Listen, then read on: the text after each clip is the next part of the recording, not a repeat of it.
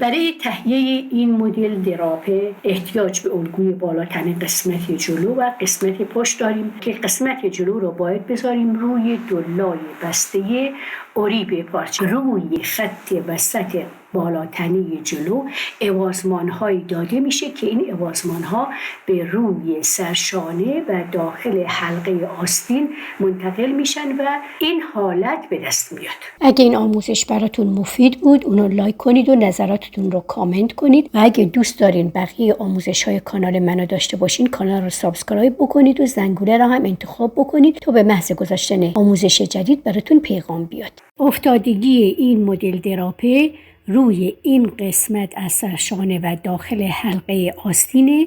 از این قسمت داخل حلقه آستین و از سرشانه دراپه ها را به اون حالتی که میخوایم روی اندام شکل بگیره و افتادگی داشته باشه رسم میکنیم. برای مثال مثلا من میخوام این قسمت دراپه روی این قسمت سینه حالت افتادگی داشته باشه. اینو به این شکلی که لازم دارم رسم میکنم روی این قسمت. حالا اینو اوازمان میدم.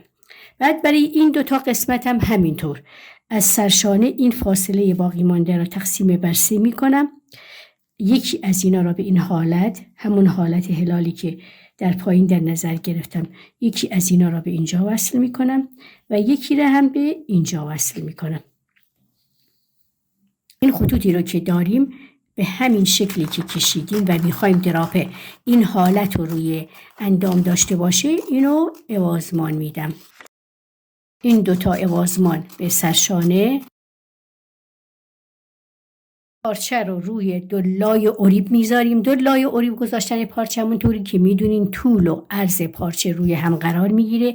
به شکلی که میبینین اینجا یک حالت گوشه مانند پیدا میکنه. این قسمتی که اوازمان نخورده میره روی همین دولای بسته‌ای که اینجا داریم. اگه خواستیم دراپه هامون بیشتر آویزان بشه و دراپه حجم بیشتری داشته باشه یک مقدار اینو میتونین اینجوری کج بذارین، وگرنه میتونین اینو مستقیم بذارین که اون موقع حالت افتادگی این قسمت کم میشه. به هر میزانی که مورد نیاز خودتونه و دوست دارین این قسمت اول رو اوازمان بدین و برای قسمت دوم و سوم هم همین کار رو انجام بدین. حالا این فضاهایی که اینجا ایجاد شد و اینجا ایجاد شد همون دراپه هایی که روی سینه آویزان میشه و اینجوری که زاپاس دوخت براش میذارین به این شکل این خط رو امتداد بدین، به این شکل رو به بالا امتداد بدین و دوباره از این قسمت گوشه حلقه گردن حداقل 7 تا 8 سانتی متر بالا برین و یک خط مستقیم اینجا بکشین.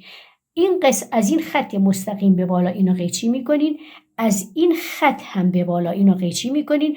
داخل حلقه آستین هم که براش زاپاس دوخت میذاریم در این قسمت خط پهلو هم 2 تا 3 سانتی متر براش زاپاس دوخت میذاریم. در این قسمت هم به میزانی که برای قد لازم داریم براش زاپاس دوخت میذاریم. دوختش هم که دیگه کاری نداره. این قسمت سرشانه به سرشانه پشت دوخته میشه چون هیچ تغییری نکرده، فقط کمی حالت هلال پیدا کرد که ما اینجا اینو مستقیم خطشو کشیدیم. حلقه آستین هم بستگی داره به این که میخواین آستین بهش وصل بکنین یا آستین حلقه‌ای. اگه آستین حلقه‌ای باشه میتونین این قسمت رو براش یا سجاف بذارین یا اینکه از نوار اریب استفاده بکنین و دور حلقه آستین رو نوار اریب بگیرین. این فضاهایی هم که در این قسمت ها و این قسمت وسط کلا اضافه شد همون دراپه هستن. قسمتی که اینجا ما اضافه گذاشتیم برای اینه که میخوایم با عنوان سجاف برگرده داخل یقه و اینجا دیگه ما خط دوخت نداشته باشیم.